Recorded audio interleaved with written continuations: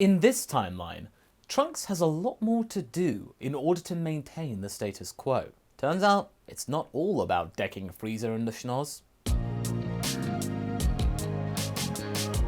Hey folks, Masako X here. The biggest what if questions may not necessarily be the most obvious ones. You see, we have plenty of the big topics here which many people ask about because they carry a lot of weight to them, understandably. Not only that, but they are about some of the bigger characters in the series. So, of course, people want to know what might happen if someone they like did something else instead.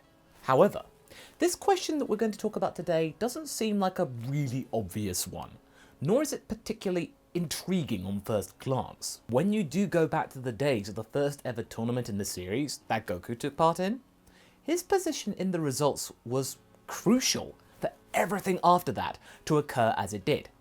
If it went about differently, like it did here in this story, Goku as we know him would simply not exist.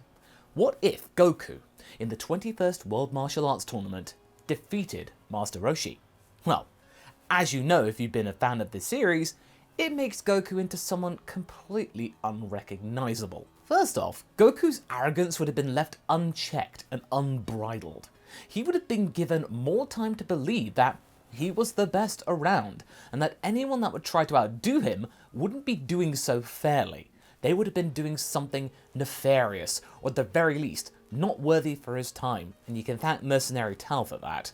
It all led to him making some very odd choices, spurning his friends, joining Raditz to take part with the Saiyan crew of Vegeta and Nappa, yet not necessarily being a bad guy, and then of course trying to bring down Frieza from within by befriending Vegeta, and then betraying him, as you do. In any case, because of Goku's irrational hatred of Ten Shinhan, or anyone that tries to outdo him in this story, and that's because Ten Shinhan won in the next tournament and the former didn't like that, as explained, we now have a complete maverick on our hands.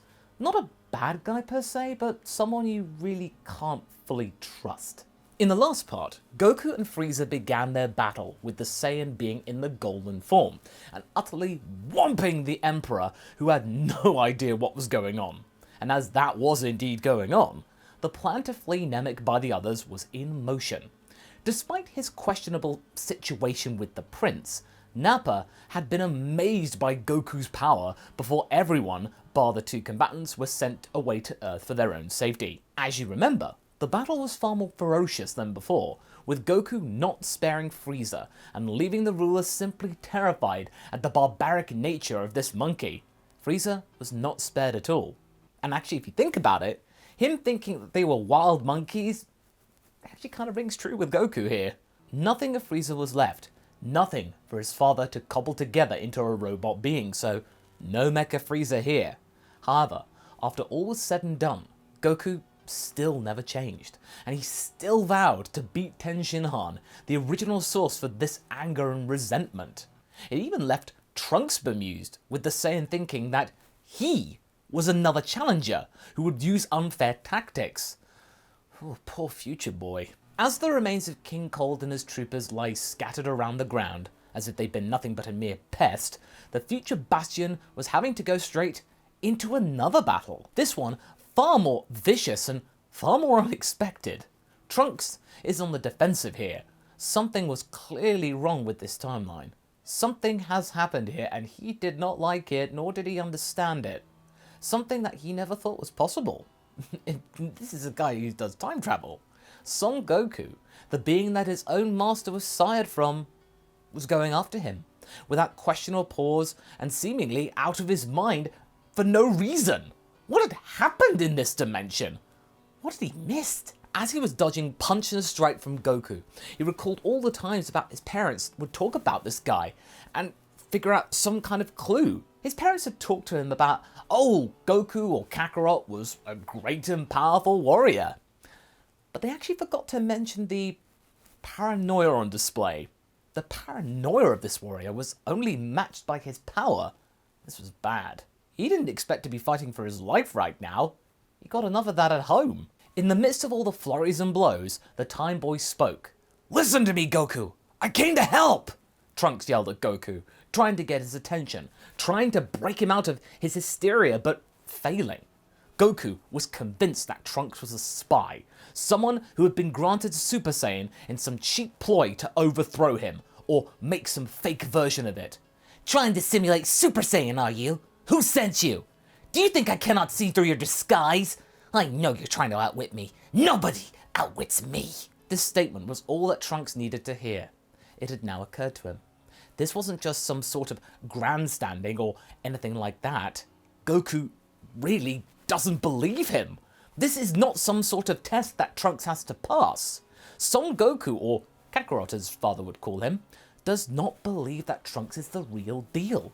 The boy was left saddened by this actual twist. Well, I guess it's never best to meet your heroes. His eyes, Trunks's, were aghast, but they now hardened up, much like his father's would. Well, in this case he'd have to actually prove it to Goku by force. Finally, instead of running away or trying to take the civil way out, Trunks decides to face his opponent head-on, applying it directly to the forehead, showing what the future can do. I guess you need a more direct means of proof then! Goku, thinking that he'd rumbled this fiend, is now totally taken aback in the moment by this as he tries to counterattack. But the boy blocks him, again and again, time after time. No pun intended. This future man was stronger than him, and was aping this power of his. And again, no pun intended. Goku hadn't this much of a challenge since Frieza. Was that even possible? Careful, Goku, your inner Shin was showing. The two trade punches, ki blasts, and attacks for a good long while, but it's pretty even. The group down below are left transfixed and unwilling to get caught in the middle of this epic confrontation seemingly between two Saiyans. They didn't know who to believe though. Trunks, however, notices something that he knew could swing the tide in his favour. He had observed how unrefined Goku's usage of Super Saiyan was. Well, I mean, to be fair, Goku's still at the relative beginning of his journey, the upward curve, whereas Trunks has been well versed in it, having used it for years at this point in the story. He tries though, Trunks, to conserve his power, holding back slightly, in case he needs it later. From what he saw from this madman's personality, the older Saiyan might not actually take a possible defeat lightly. In fact, he might go wild and take out more people, or even worse, flee, unraveling the entire plan that Trunks had in his mind. I mean, that is, if Trunks actually could defeat him at this point. It is still pretty close. The future boy decided to try and defuse the moment. Do you believe me now? I'm not making this up! Goku stares him down.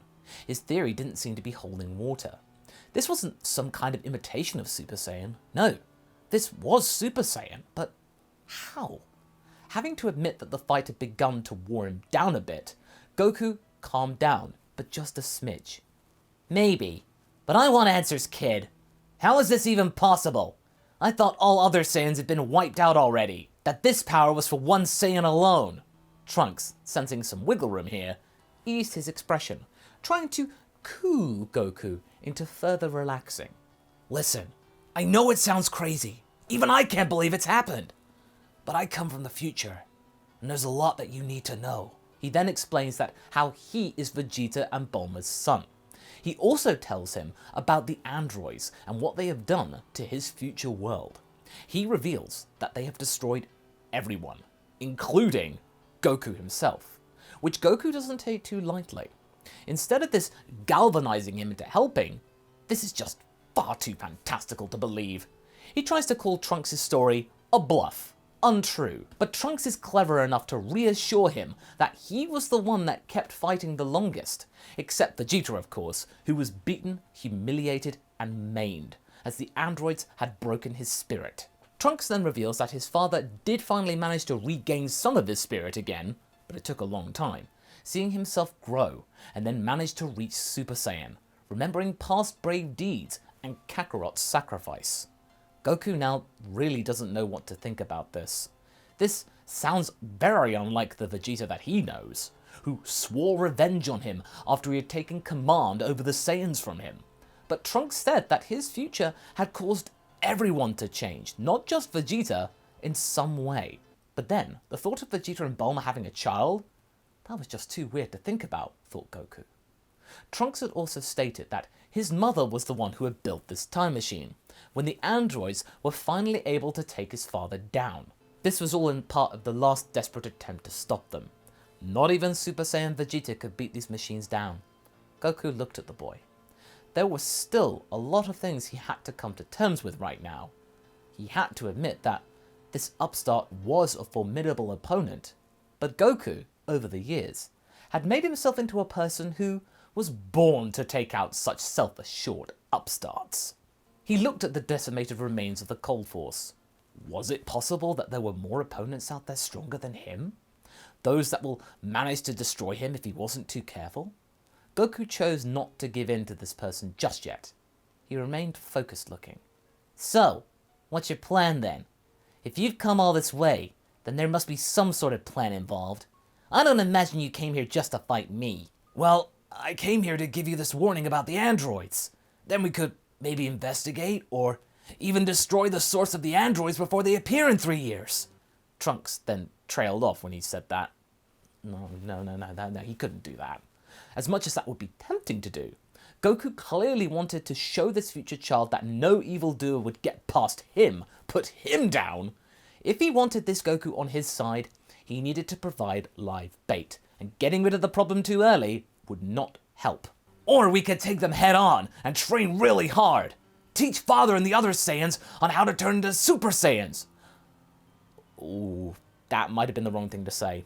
Goku growled at this. What? Are you serious? Maybe Vegeta might be able to do so, but Nappa? Raditz? Impossible! Trunks gave Goku a stern look. His patience for this man was wearing very thin. What? Are you afraid of competition? This is not the time to be thinking of such things, Goku! People are going to die unless we're ready! If it hadn't been for his experiences on Namek, when teaming up with Piccolo and the others, Goku would have now punched Trunks and really considered about killing him. But the boy ultimately was right. If what he said was the truth, of course, that had to still be remembered. If those monsters are so powerful, maybe it won't hurt to train a little harder. You'll become stronger by training them as well. Think what we're able to do. Add 3 more Super Saiyans to the mix? Goku growled, but then sighed. Alright, kid, I agree. One thing though, I'm in charge. Don't assume that you get to boss me around. Trunks nodded slowly. I too have one request. Don't reveal to anyone who I am, really. You may tell them I'm from the future, but don't go into any details, please. Goku eyed Piccolo. He was sure that his unlikely friend was listening in as well, as he nodded subtly. After the differences were put aside, Goku decided to round up everyone, even his biggest nemesis Ten Shinhan. Krillin, however, seemed to be the one who was equally unconvinced to Goku. Androids? Time travel? Are you sure? Goku wanted to not believe this little twerp. He eyed Trunks, trying to find any sort of clue or cue to see if he was being duped, but found nothing. Well, if he is trying to trick us, I can handle him alone. But training harder anyway won't hurt. I'm telling you this though, so you guys won't stay too far behind my power. But yes, we need to help Vegeta, Nappa, and Raditz reach Super Saiyan. As much as Raditz and Nappa were pretty receptive to this idea, Vegeta remained just as unconvinced as Krillin. As if I need your help with that endeavor, Kakarot!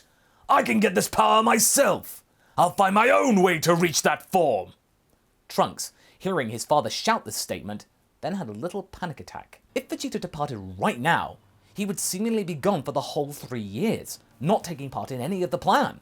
That could mean that he'd never get close to Bulma, and then Trunks might not be born. But in this timeline, he still knows his father, at least a little bit. Trunks decided to push his father's buttons, hoping this would make him stay. Oh, just outright admit it! You're afraid of us, Vegeta! Vegeta cursed this insult. This has even made Goku smirk. The prince walked slowly over to the boy, eyeing him up. I don't know what game you're trying to play, boy. Trunks knew how to handle Vegeta and continued. I can give you your own set of exercises, if you want. Harder than anyone else. It's called gravity training. Vegeta looked at the boy, not letting his gaze veer away. Go on. I just so happen to know that the Earthwoman Bulma can provide you with the suitable chamber to do such training. This is far more potent than regular training. think you're Homeworld, but even more. Vegeta stood there in silence for a while. This didn't sound all that bad. I have my eye on you, kid. Believe me, you all seem to have an eye on me. Meanwhile, Tenshinhan consults with Kami, who decided to open up the time chamber for the Earthlings earlier than in the original story. This would then allow Yamcha and his best student to go in first. Trunks hangs around with Krillin, trying to learn more stuff about this group of Z-Fighters. He is kind of shocked to learn that Bulma is still in an on and off relationship with Yamcha. That is not good. He never realized that that relationship had kept going. Nobody had really talked to him about that. He hopes that he didn't mess things up too badly by having Vegeta stay. He also spends time with Piccolo, who has managed to mellow out around other Namekians. Piccolo seems to enjoy Trunks' company, and the two spar a little bit, both learning stuff from one another, like the Masenko in the case of Trunks. Meanwhile, Goku is taking his time to train with Nappa and Raditz. Raditz confronts his brother about the fact that he seems constantly angry and unwilling to give meaningful advice. Kakarot, concentrate! Are you going to teach us the right things or are you not? Are you going to waste our time? Don't tell me what to do. I'll teach you what I want, Raditz growled. You're becoming like our father, only even angrier. If we are going to get out of this future in one piece, you need to relax a little bit. Goku sighs. He hadn't been able to relax since... The flashback of his loss against Tenshinhan appears before his eyes. Goku turns around. You two have fun. I need to be alone. We'll return to the training tomorrow. Trunks is aware that he is walking on thin ice here. He has to not only prepare these people for the androids, but to also make sure that his father and Bulma will end up together, whilst also not devastating Yamcha. No pressure then. And that's where we're going to be leaving things for right now. So what do you folks think? Will Trunks stick around longer to help Goku do what he's supposed to do? Will Tenshinhan finally have to confront the Wild Saiyan and put this rivalry to bed? Leave a comment below and let's get this discussion going. And I shall see you in the next video. Catch you later!